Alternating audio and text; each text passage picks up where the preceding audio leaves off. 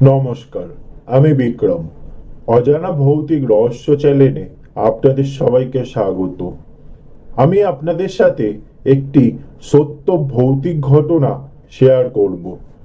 ঘটনাটা আমার দিদার মুখ থেকে শোনা। দিদাকে দিদার ঠাকুমা ঘটনাটা বলেছিলেন। তখন দিদার বিয়ে হয়নি। দিদারা তখন গ্রামে থাকতো। দিদা আমাকে ঘটনাটা যেমন ভাবে বলেছেন আমি আপনাদের ঠিক সেইভাবেই শোনাচ্ছি। দিদার গ্রামের নাম ছিল কুসুমপুর। আজ গ্রামের লোকজন অত্যন্ত আনন্দিত, কারণ আজ কায়ার বিয়ে। কায়া হলো মা বাবা মরা একটি মেয়ে। কায়া ছোটবেলা থেকেই সহজ সরল ও সাদাসিধে, তাই গ্রামের সব লোকজন ছোটবেলা থেকেই কায়াকে খুব ভালোবাসতো। কায়ার বাবা মা কায়া যখন ছোট ছিল একটি অ্যাক্সিডেন্টে মারা যায়। কায়া ছোটবেলা থেকেই কাকা কাকিমার কাছে মানুষ। গ্রামের লোকজন কায়াকে খুব ভালোবাসতো, তাই সবাই মিলে কায়াকে তাদের সামর্থ্য মতো দিয়ে বিয়ে দিচ্ছে। সন্ধ্যা থেকেই কায়া বউ সেজে বসে আছে, কিন্তু সে জানে না কার সাথে তার বিয়ে হচ্ছে। শুধু তার নামটাই শুনেছিল, সোমনাথ। এমন সময় একজন এসে বলল বর এসে গেছে। কায়ার সব বন্ধুরা মিলে ওকে বিয়ের মণ্ডপে নিয়ে গেল। কায়ার বিয়ে সম্পূর্ণ হলো প্রায় রাত 11টা নাগাদ। ফুলশয্যার রাতে কায়া বসে বসে ভাবছিল যে তার বর নিশ্চয়ই খারাপ হবে না। এদিকে সোমনাথও ভাবছিল তার একটি অচেনা মেয়ের সাথে বিয়ে হয়েছে, কিভাবে কি বলবে। একটু ইতস্তত বোধ করে ঘরের দরজার সামনে গিয়ে দাঁড়ালো। হঠাৎ তার মনে হলো ঘরের ভিতর থেকে একটা অদ্ভুত আওয়াজ আসছে। মনে হলো কেউ যেন ছুরিতে শান দিচ্ছে। একে তো গ্রাম্য এলাকা, শিয়ালও ডাকছে। কায়া ঠিক আছে তো? তখন রাত 1টা বাজে। সোমনাথ একটু ভয় পেয়ে গেল। সে ভালো করে আবার শব্দটা শোনার চেষ্টা করলো, কিন্তু শব্দটা শুনতে পেল না। সে দরজায় টোকা দিল। কায়া এসে দরজাটা খুলল। সোমনাথ জিজ্ঞাসা করলো, তুমি ঠিক আছো তো? কায়া বলল, হুম। সোমনাথ এটাকে আর অতটা গুরুত্ব দিল না। পরের দিন সকালে সোমনাথ কায়াকে ওর নিজের বাড়ি নিয়ে এলো। তারপর যত দিন যেতে লাগলো একে অপরের কাছে আসতে লাগলো। এইভাবেই দিন এগোতে লাগলো। হঠাৎ একদিন সোমনাথকে কিছু লোকজন কাজের কারণে এসে বাড়িতে হুমকি দিয়ে যায়। সেটা কায়া দেখেছিল। পরের দিন সকালে সোমনাথ যখন কাজে গেল তখন কারখানার গেটের সামনে পুলিশের গাড়ি দেখতে পেল। সোমনাথ প্রথমে কিছু বুঝতে পারল না। তারপর সে কারখানার ভিতরে গেল এবং অনেক লোকের ভিড় দেখতে পেল। সে ভিড়ের মধ্যে থাকা একজনকে জিজ্ঞাসা করলো, এখানে কি হয়েছে ভাই?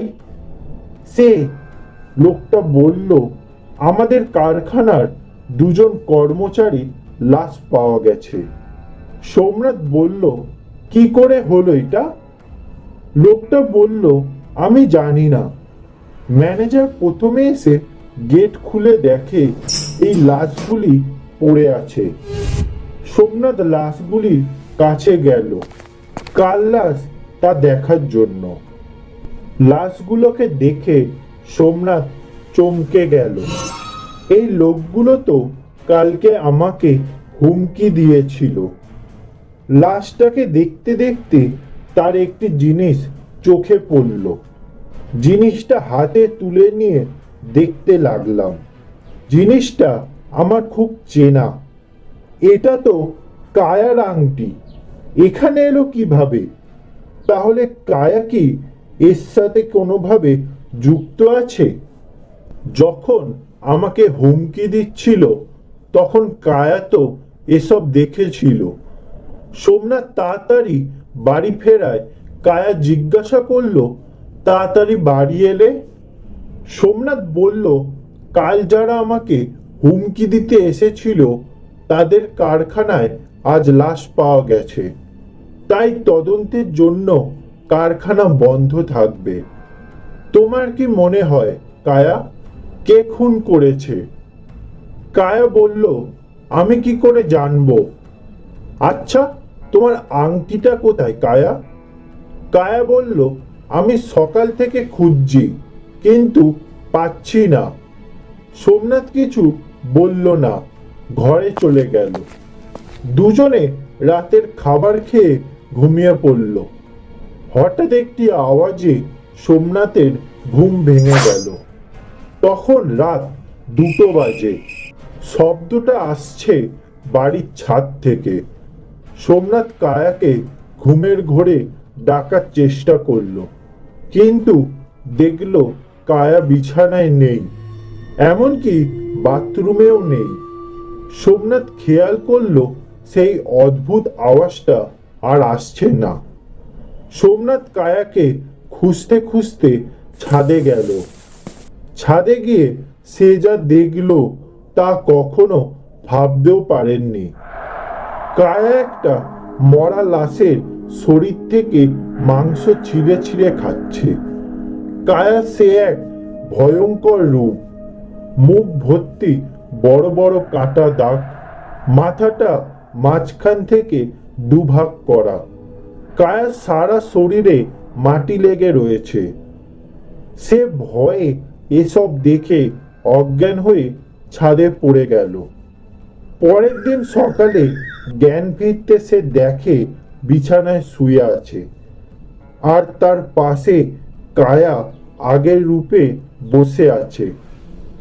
কায়াকে দেখে সোমনাথ এবার সত্যি সত্যি ভয় পেতে শুরু করলো। কায়াকে জিজ্ঞাসা করলো, কে তুমি? কি চাও তুমি?